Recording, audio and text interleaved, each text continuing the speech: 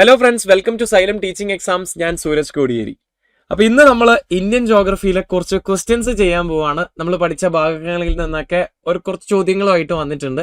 ഡയറക്റ്റും ഇൻഡയറക്റ്റും ഒക്കെ ആയിട്ടുള്ള അല്ലെങ്കിൽ സ്റ്റേറ്റ്മെന്റ് വൈസ് ആയിട്ടുള്ള ക്വസ്റ്റ്യൻസുകളൊക്കെ ആയിട്ട് വന്നിട്ടുണ്ട്. ഒരു പേടിയും വേണ്ട, നമ്മൾ പഠിച്ച കാര്യങ്ങളിൽ നിന്ന് തന്നെയാണ് ക്വസ്റ്റ്യൻസ് വന്നിരിക്കുന്നത്. ഓക്കെ, ആദ്യം നമുക്ക് ഡയറക്റ്റ് ആയിട്ടുള്ള ഒരു ചോദ്യത്തിലേക്ക് പോകാം. ഈ ഡയറക്റ്റ് ആയിട്ടുള്ള ചോദ്യം സ്വാഭാവികമായിട്ട് അറിയുന്നവർക്ക് മാത്രമേ ഇത് ആൻസർ ചെയ്യാൻ പറ്റുള്ളൂ. Which pass of India is known as key to Deccan? ഡെക്കാനിന്റെ താക്കോൽ അല്ലെങ്കിൽ കീ ടു ഡെക്കാൻ എന്നറിയപ്പെടുന്ന ചുരം ഏതാണ് എന്നാണ് ക്വസ്റ്റ്യനിലുള്ളത്. ഇതിന്റെ ആൻസർ എന്താണ്?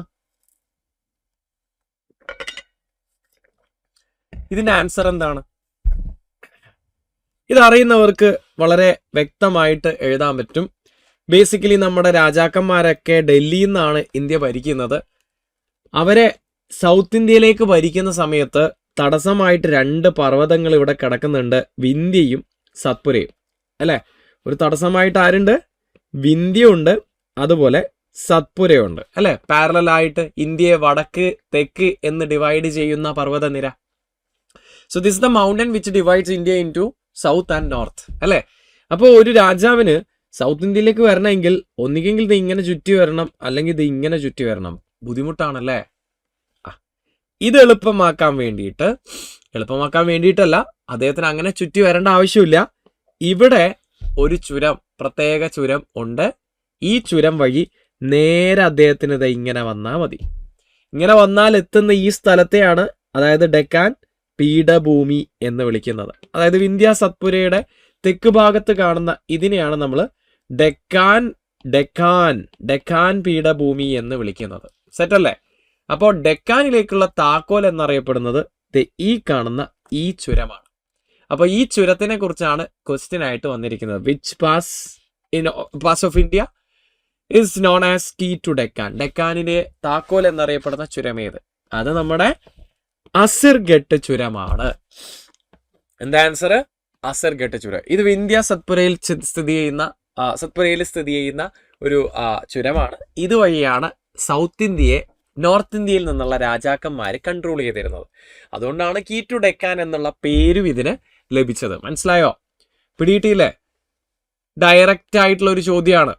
ഓക്കെ, അപ്പോ കണ്ടല്ലോ, ഡൗട്ട്സ് ഒന്നും ഇല്ല എന്ന് പ്രതീക്ഷിക്കുന്നു. കീ ടു ഡെക്കാൻ എന്ന് പറയുമ്പോൾ ദക്ഷിൺ.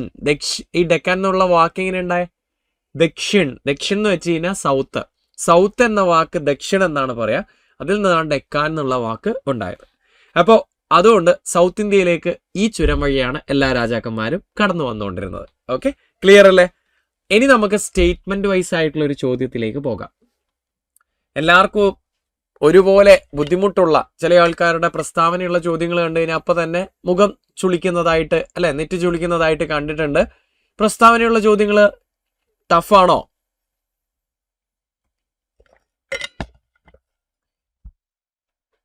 ഇതറിയാത്തവർ പറയും പ്രസ്താവനയുള്ള ചോദ്യങ്ങൾ, സ്റ്റേറ്റ്മെന്റ് വൈസ് ക്വസ്റ്റ്യൻ ടഫാണെന്ന്. ഒരിക്കലുമല്ല.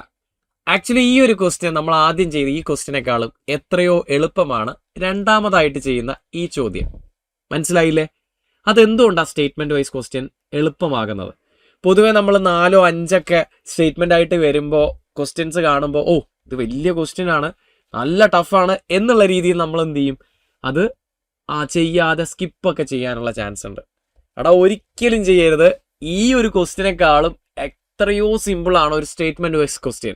കാരണം ഈ ഒരു ക്വസ്റ്റ്യൻ ആൻസർ ചെയ്യണമെങ്കിൽ അസിർഗട്ട് ചുരത്തിനെ കുറിച്ച് നിങ്ങൾ പഠിച്ചിരിക്കണം, അല്ലേ? അതേസമയം ഈ ക്വസ്റ്റ്യൻ ആൻസർ ചെയ്യണമെങ്കിൽ ഇതിൽ 3 സ്റ്റേറ്റ്മെന്റ് ഇല്ലേ, ഇതിൽ ഏതെങ്കിലും 1 or 2 അറിഞ്ഞാൽ തന്നെ നമുക്ക് എലിമിനേഷനിലൂടെ ആൻസറിലേക്ക് എത്താൻ പറ്റും. അപ്പൊ ഡയറക്റ്റ് ആൻസർ അറിയണം എന്ന് നിർബന്ധമില്ല. ഈ 4 or 5 സ്റ്റേറ്റ്മെന്റ് ഒക്കെ വരുമ്പോൾ ആക്ച്വലി നല്ലതാണ്. അതിൽ ഏതെങ്കിലും ഒരു 1 or 2 അറിഞ്ഞാൽ തന്നെ നമുക്ക് എലിമിനേഷൻ ചെയ്തിട്ട് ആൻസറിലേക്ക് എത്താൻ പറ്റും. ഫോർ എക്സാമ്പിൾ, ഈ ക്വസ്റ്റ്യൻ നമുക്കൊന്ന് ചെയ്തു നോക്കാം. നിങ്ങൾ എൻ്റെ കൂടെ ചെയ്യുക. ഞാൻ പറയുന്ന ആ ഒരു രീതിയിൽ തന്നെ എൻ്റെ ഒപ്പം ഒന്ന് ചെയ്ത് നമുക്ക് നോക്കാം. Which of the following statements are correct regarding Babar? എപ്പോഴും നമ്മൾ എന്താണോ സ്റ്റേറ്റ്മെന്റിൽ കൊടുത്തിരിക്കുന്നത് അത് നമ്മൾ എന്ത് ചെയ്യണം? വട്ടമിട്ട് വെക്കാനുള്ള ഒരു കാര്യം നിങ്ങൾ നിർബന്ധമായും ചെയ്തിരിക്കണം. നമ്മൾ എന്ത് ചെയ്യണം? എപ്പോഴും കറക്റ്റ് ആണോ ഇൻകറക്റ്റ് ആണോ ചോദിച്ചിരിക്കുന്നത് വട്ടമിട്ട് വെക്കണം. അപ്പൊ ഇതിൽ കറക്റ്റ് ആയിട്ടുള്ളത് ആരെക്കുറിച്ച്? ബാബറിനെ കുറിച്ച്. കീ ടേംസ് എപ്പോഴും അണ്ടർലൈൻ ചെയ്യാൻ ശ്രമിക്കുക. ഇൻവിജിലേറ്റർ ചിലപ്പോൾ സമ്മതിക്കില്ല. അപ്പൊ അങ്ങനെയുള്ള ഇൻവിജിലേറ്റർ ഉണ്ടെങ്കിൽ സ്വാഭാവികമായിട്ടും അണ്ടർലൈൻ ചെയ്യേണ്ട ജസ്റ്റ് ഒരു കുത്തോ മറ്റോ ഇട്ടിട്ട് നിങ്ങൾ അവിടെ വെച്ചാൽ മതി. അപ്പൊ നിങ്ങളെ നല്ല രീതിയിൽ സഹായിക്കും. ഇതെന്തിനിങ്ങനെ ചെയ്യുന്നതെന്ന് വെച്ചാൽ നമ്മുടെ കീ ടേം ബാബറാണ്. അപ്പൊ വീണ്ടും ഈ പറഞ്ഞ സ്റ്റേറ്റ്മെന്റ് നിങ്ങൾ വീണ്ടും ആദ്യം തൊട്ടേ വായിക്കേണ്ട ആവശ്യമില്ല. അപ്പൊ അതുകൊണ്ട് കീ ടേംസ് എപ്പോഴും അണ്ടർലൈൻ ചെയ്യുക. അപ്പോ ബാബർ ഈ ഉത്തര മഹാസമതലത്തെ അഥവാ നോർത്തേൺ പ്ലെയിൻസിനെ 4 ഭൂവിഭാഗങ്ങളായിട്ട് തരംതിരിച്ചിട്ടുണ്ട്. മാപ്പ് ഈ ഒരു ഡയഗ്രത്തിന്റെ സഹായത്തോടു കൂടി ഞാൻ ഇത് പഠിപ്പിച്ചുതരാം. ഇതാണ് നമ്മുടെ നോർത്തേൺ പ്ലെയിൻസ്. ഇതാണ് നമ്മുടെ നോർത്തേൺ പ്ലെയിൻസ് അഥവാ ഉത്തര മഹാസമതലം. ഇതിന്റെ ഏറ്റവും വടക്കുള്ള ഈ ഭാഗത്തെയാണ് ബാബർ എന്ന് പറയുന്നത്. എന്താ വിളിക്കുക? ബാബർ എന്ന്, അഥവാ ബാബർ, ബബർ എന്നൊക്കെ വിളിക്കുന്നത്. ബേസിക്കലി നമ്മുടെ ഹിമാലയത്തിന് ഒഴുകി വരുന്ന, ഹിമാലയം ഉണ്ടേ വടക്ക് ഹിമാലയത്തിന് തൊട്ട് തെക്ക് ഭാഗമുള്ള ഉത്തര മഹാസമതലത്തിന്റെ ഏറ്റവും വടക്ക് ഭാഗത്തുള്ള ഭാഗമാണ് ബബർ. ഇവിടുന്ന് ഒരുപാട് റിവേഴ്സ് ഒഴുകി വരില്ലേ? ഈ റിവേഴ്സ് ഒക്കെ ഒരുപാട് ചെളിയും മണ്ണും പാറക്കല്ലുകളൊക്കെ ആയിട്ടല്ലേ ഒഴുകി വരിക. നല്ല സ്പീഡിലല്ലേ ഒഴുകി വരുന്ന ഹിമാലയത്തിന്റെ ചെരുവിലൂടെ. ഇവിടെ എത്തുന്നതോടുകൂടി നദി എന്താകും? സ്ലോ ആകും അല്ലെ? ഇവിടെ എത്തുന്നതോടുകൂടി നദി സ്ലോ ആകും. കാരണം എന്താ? ഇനി നിരപ്പായ സ്ഥലത്തൂടെയാണ് നദി ഒഴുകേണ്ടത് അല്ലെ? അപ്പൊ നദി എന്ത് ചെയ്യാൻ തുടങ്ങും? കൊണ്ടുവന്ന ഡെപ്പോസിഷൻ, സെഡിമെന്റ്സ് എന്ന് വെച്ചാൽ പാറക്കല്ലും ചെളിയൊക്കെ നിക്ഷേപിക്കാൻ തുടങ്ങും. ആദ്യം നിക്ഷേപിക്കുന്ന ഉറപ്പായിട്ടും എന്തായിരിക്കും? വലിയ പാറക്കഷ്ണങ്ങളായിരിക്കും അല്ലെ? അങ്ങനെ വലിയ പാറക്കഷ്ണങ്ങൾ നിക്ഷേപിച്ചുണ്ടാകുന്ന ഈ സ്ഥലത്തെയാണ് ബബർ എന്ന് പറയുന്നത്. ബബർ അല്ലെ? ഇതാണ് ബബർ. ഒരു 8-10 കിലോമീറ്ററോളം നമുക്ക് ബബറാണ്. ഇവിടെ നദികള് വലിയ പാറകൾ, റോക്സ് ആണ് നിക്ഷേപിക്കുന്നത്. ഇനി ഇങ്ങനെ നിക്ഷേപിക്കുന്നതുകൊണ്ട് നദികള് പാറക്കല്ലിന്റെ ഇടയിലൂടെ അടിയിലൂടെയൊക്കെ ഒഴുകും. നമ്മൾ ഫുള്ള് നിങ്ങൾ ആലോചിച്ച് നോക്കിയാൽ മുഴുവൻ പാറകൾ നിക്ഷേപിച്ച സ്ഥലം. അപ്പൊ അതിലൂടെ നദി ഒഴുകുമ്പോൾ നമുക്ക് ശരിക്കും നദി എന്ത് ചെയ്യാൻ പറ്റില്ല?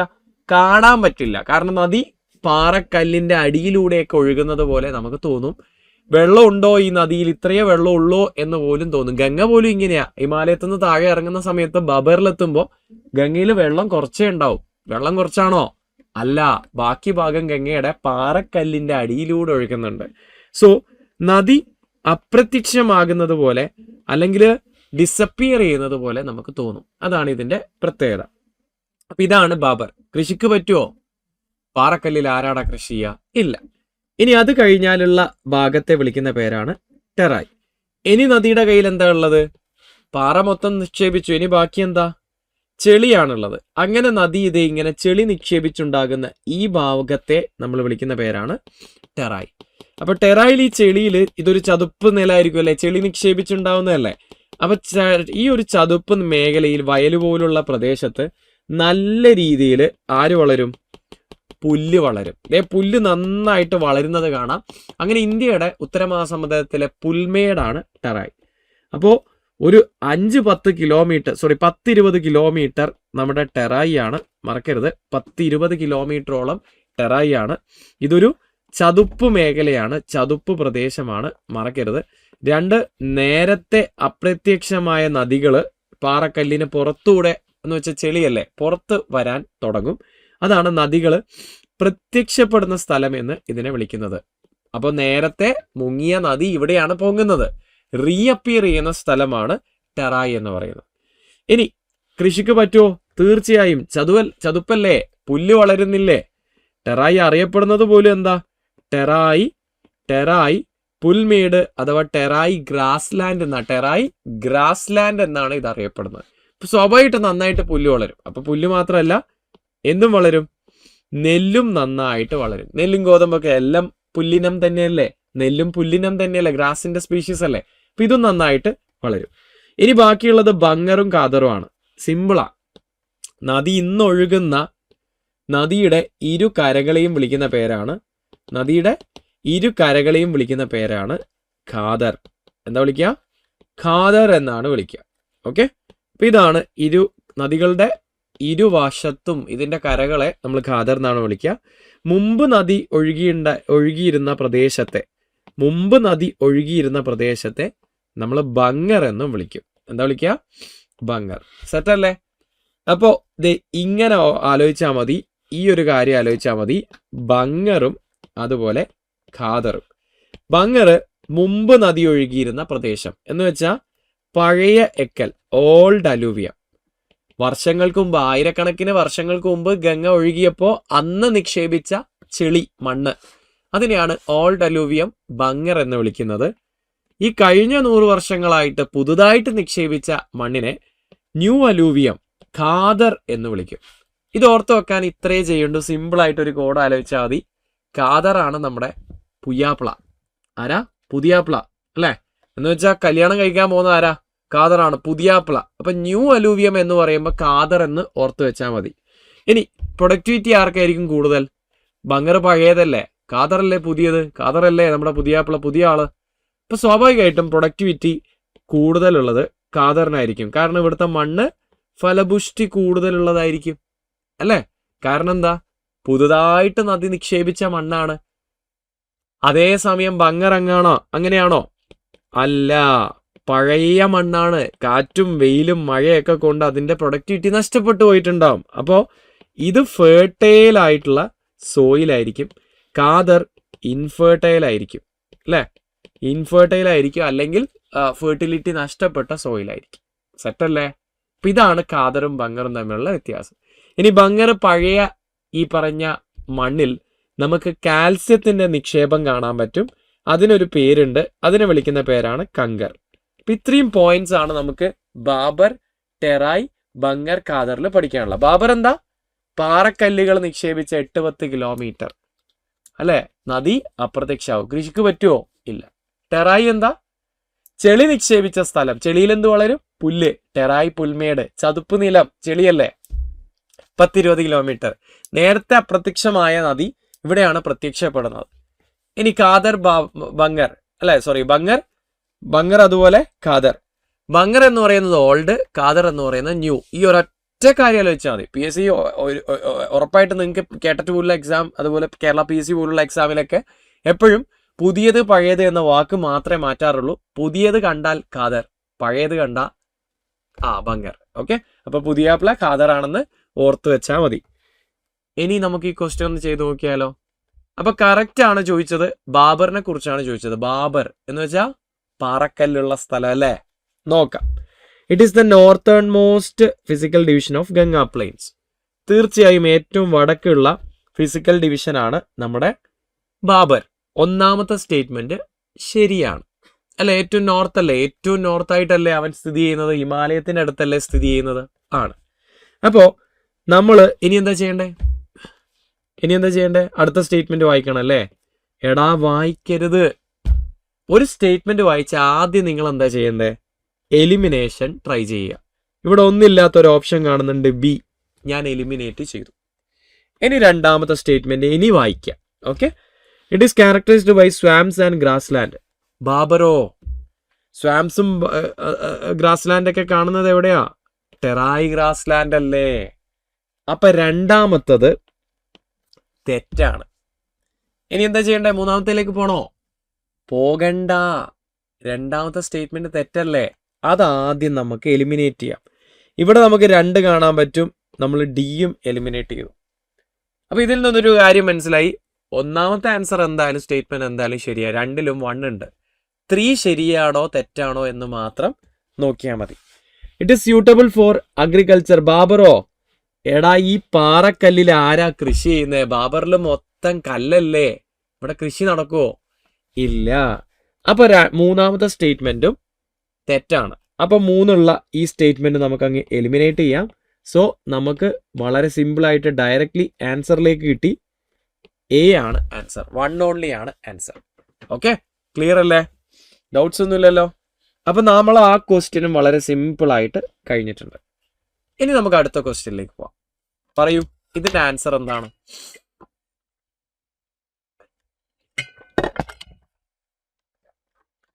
Northern plains are known as backbone of Indian economy. നമ്മളോട് ഏത് സ്റ്റേറ്റ്മെന്റ് ആണ് കറക്റ്റ് എന്നാണ് ചോദിച്ചിരിക്കുന്നത്. ആദ്യത്തെ സ്റ്റേറ്റ്മെന്റ് വായിക്കാം. ഞാൻ പറയും ഏറ്റവും ടഫ് ഇങ്ങനെ 2 സ്റ്റേറ്റ്മെന്റ് മാത്രം വരുന്ന ചോദ്യങ്ങളാണ്. കാരണം ഈ 2 സ്റ്റേറ്റ്മെന്റിനെ കുറിച്ച് അറിഞ്ഞാൽ മാത്രമേ നമുക്ക് എഴുതാൻ പറ്റൂ. ഇതാണ് ഏറ്റവും ടഫ്. ഓക്കെ, 1 വേർഡും ഇതുമാണ് ഏറ്റവും ടഫ്. 3ഉം 4ഉം സ്റ്റേറ്റ്മെന്റ് ഒക്കെ ആണെങ്കിൽ നമുക്ക് എങ്ങനെയെങ്കിലൊക്കെ എലിമിനേറ്റ് ചെയ്ത് ആൻസറിലേക്ക് എത്താൻ പറ്റും. മനസ്സിലായില്ലേ?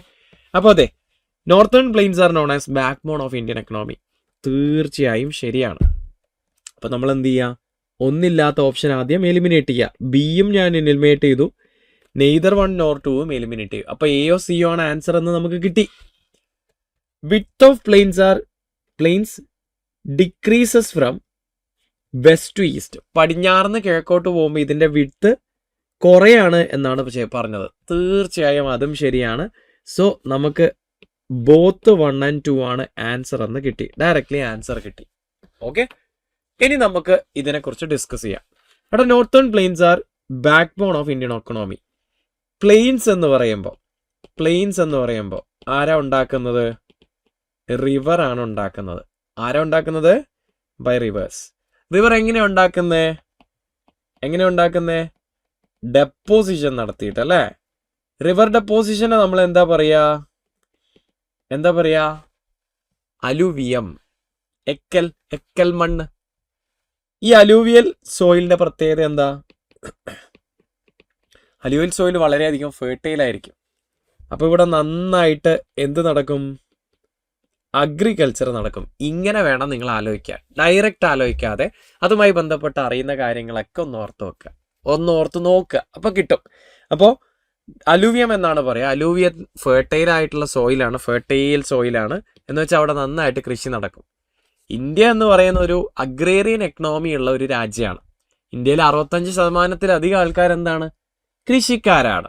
അപ്പോൾ സ്വാഭാവികമായിട്ട് ഇന്ത്യൻ എക്കണോമി, ഇന്ത്യൻ സാമ്പത്തിക രംഗത്തിൻ്റെ സാമ്പത്തിക മേഖലയുടെ നട്ടെല്ല് എന്ന് അറിയപ്പെടുന്നത് നമ്മുടെ കൃഷിയല്ലേ? എന്ന് വെച്ചാൽ ആരായിരിക്കും? പ്ലെയിൻസ് ആയിരിക്കും.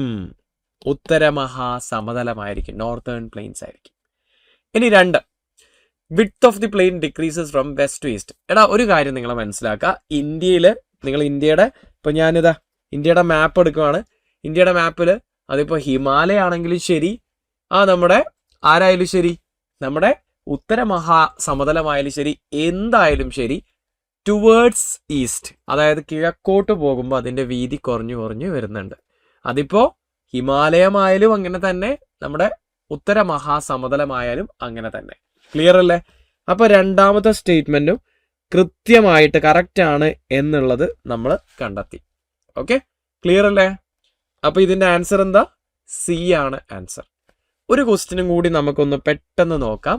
Arrange the following mountains from north to south.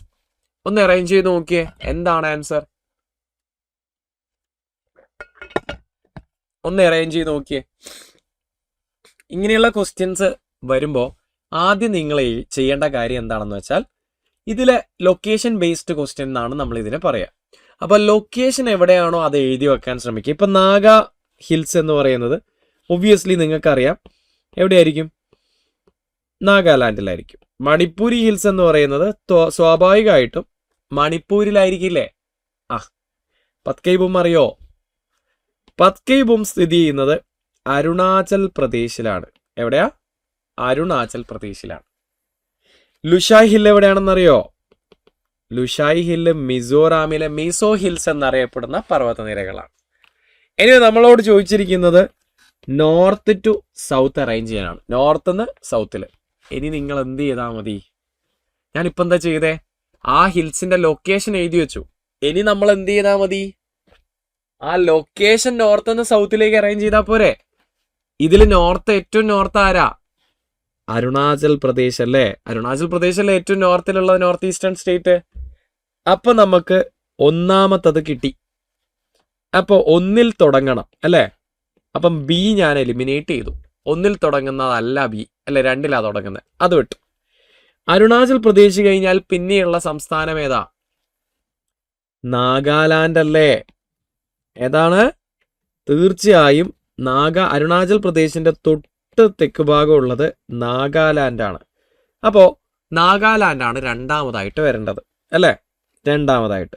Okay, ഒന്ന് കഴിഞ്ഞിട്ട് 2 എയിൽ വരുന്നുണ്ട്, സിയിൽ വരുന്നുണ്ട്. 1 കഴിഞ്ഞിട്ട് 4 വരുന്നത്. അപ്പോൾ അത് അല്ല ആൻസർ, എലിമിനേറ്റഡ്. 1 കഴിഞ്ഞിട്ട് ഇവിടെ 3 വരുന്നത്, എലിമിനേറ്റഡ്. നമ്മളിനി ലുഷായും അതുപോലെ മണിപ്പൂരോ ഒന്നും തന്നെ പരിശോധിക്കേണ്ട. നേരെ നമുക്ക് ആൻസർ കിട്ടി എ. എന്താ ആൻസർ? എ ആണ് ആൻസർ. അരുണാചൽ പ്രദേശ്, അതുപോലെ നാഗാലാൻഡ് അല്ലേ? ഓക്കെ, നമ്മൾ പറഞ്ഞപ്പോൾ നമ്മൾ മാർക്ക് ചെയ്ത സമയത്ത് ഇത് മാറിയിട്ടുണ്ട്. അപ്പോൾ നമ്മൾ ആദ്യം എലിമിനേറ്റ് ചെയ്തത് ബി ആണ്. പത്കൈബും ഒന്നാമത്തതാണ്, എല്ലാത്തിലും ഒന്നുണ്ട്. ഓക്കെ, സമ്മതിച്ചു. ഇനി ഞാൻ അതിൽ ചെറിയൊരു മിസ്റ്റേക്ക് സംഭവിച്ചിട്ടുണ്ട്, വീണ്ടും ഞാൻ ചെയ്യാണ്. അപ്പോൾ 1 എന്നുള്ളത് കറക്റ്റ് ആയിട്ട് കിട്ടിയിട്ടുണ്ട്. രണ്ടാമതായിട്ട് വരേണ്ടത് നാഗാലാൻഡ് ആണ് അല്ലേ? നാഗാലാൻഡ് എവിടെയാ? 4ലാണ് കിടക്കുന്നത് അല്ലേ? നാഗ ഹിൽസ് എവിടെയാ? 4ലാണ് കിടക്കുന്നത്. അപ്പോൾ 1 കഴിഞ്ഞാൽ 4 ഓപ്ഷൻ ഇതാണല്ലേ? യെസ്. അപ്പോൾ ഇതാണ് ആൻസർ എന്ന് നമുക്ക് കിട്ടി. സി ആണ് ആൻസർ എന്ന് കിട്ടി. ബാക്കിയെല്ലാം എന്ത് ചെയ്തു? നമ്മൾ എലിമിനേറ്റ് ചെയ്തു. അപ്പോൾ 1 കഴിഞ്ഞാൽ ആൻസർ ഏതാണ്? 4 നാഗാലാൻഡ് ആണ്. എന്ന് വെച്ചാൽ നാലാമത്തെ ആ ഒരു 4 കാണുന്നത് നമ്മുടെ സിയില് മാത്രമാണ്. ബാക്കി എല്ലാത്തിലും 2ഉം 3ഉം ഒക്കെയാണ് കാണുന്നത്. അപ്പോൾ എലിമിനേഷനിലൂടെ ഡയറക്റ്റ്ലി ആൻസറിലേക്ക് എത്തി. അപ്പോൾ നമുക്ക് ഒന്നുകൂടി നോർത്ത് ടു സൗത്ത് അറേഞ്ച് ചെയ്യാം. അരുണാചൽ പ്രദേശിലെ പത്കൈബൂമാണ് ഏറ്റവും വടക്ക്. അത് കഴിഞ്ഞാൽ നാഗാലാൻഡിലെ നാഗാ ഹിൽസ് 4. അത് കഴിഞ്ഞാൽ മണിപ്പൂരിലെ മണിപ്പൂരി ഹിൽസ് 2 അല്ലേ? ഇനി അത് കഴിഞ്ഞ് കഴിഞ്ഞാൽ മിസോറാമിലെ മീസോ ഹിൽസ് അഥവാ ലുഷായ് ഹിൽസ് 3. അപ്പൊ നമുക്ക് ആൻസർ കിട്ടി. തീർച്ചയായും സി തന്നെയാണ് ആൻസർ ആയിട്ട് വരുന്നത്. ക്ലിയർ അല്ലേ? ഞാനൊന്ന് മാപ്പിൽ ഇതങ്ങ് കാണിച്ചു തരാം. എന്നാ പിന്നെ നിങ്ങൾക്ക് ഒരു ഡൗട്ടും വരില്ല. ആ ഒരു രീതിയിൽ തന്നെ മാപ്പിൽ നമുക്ക് കാണിക്കാം. ഇത് നോർത്ത് ഈസ്റ്റിലെ ഡയഗ്രം ഞാൻ എടുക്കുവാണ്. ഇതാണ് നമ്മുടെ പൂർവാഞ്ചൽ. ഈ പൂർവാഞ്ചലിന് ഓരോ സ്റ്റേറ്റിൽ ഓരോരോ പേരുകളാണ് വിളിക്കുന്നത്. ദേ നോക്കിക്കോ, അരുണാചൽ, ദേ ഈ കാണുന്നത് നാഗാലാൻഡ്, ഇത് മണിപ്പൂർ, മിസോറാം. അരുണാചലിൽ നമ്മൾ വിളിച്ച പേരാണ് പത്കൈബൂം. എന്താ വിളിച്ചേ? പത്കൈബൂം. നാഗാലാൻഡിൽ പഠിക്കേണ്ട ആവശ്യമില്ല, നാഗാ ഹിൽസ്. മണിപ്പൂരിൽ വിളിക്കേണ്ട പേര് മണിപ്പൂരി ഹിൽസ് എന്നാണ്, അതും പഠിക്കേണ്ട. മിസോറാമിൽ മീസോ ഹിൽസ്, അത് പഠിക്കണ്ട. പക്ഷെ ലുഷായ് ഹിൽസ് എന്ന് മറ്റൊരു പേര് കൂടി ഇതിനുണ്ട് എന്ന് ഓർത്തു വെച്ചാൽ നല്ലത്. ഓക്കെ, അപ്പൊ അറേഞ്ച് ചെയ്തേ: പത്കൈ, നാഗ, മണിപ്പൂര്, മിസോറാം. അരുണാചൽ പ്രദേശ്, നാഗാലാൻഡ്, മണിപ്പൂര്, മിസോറാം. സെറ്റ് അല്ലേ? ഓക്കെ അല്ലേ? അപ്പോ അറേഞ്ച് ദ ഫോളോയിങ് ചോദിക്കും, ലൊക്കേഷൻ ബേസ് ചെയ്തിട്ട് അറേഞ്ച് ചെയ്യാനൊക്കെ ചോദിക്കും. അപ്പോൾ സ്വാഭാവികമായിട്ടും ഇങ്ങനെയുള്ള കാര്യങ്ങൾ മിസ്സാവരുത്. ക്ലിയർ അല്ലേ? ഡൗട്ട്സ് ഒന്നുമില്ലല്ലോ? അപ്പൊ ഇതുപോലെ കുറച്ച് വീഡിയോസുമായിട്ട് ഇനിയും കാണാം. അപ്പോൾ okay, thank you so much. Will see in the next session. Bye all of U.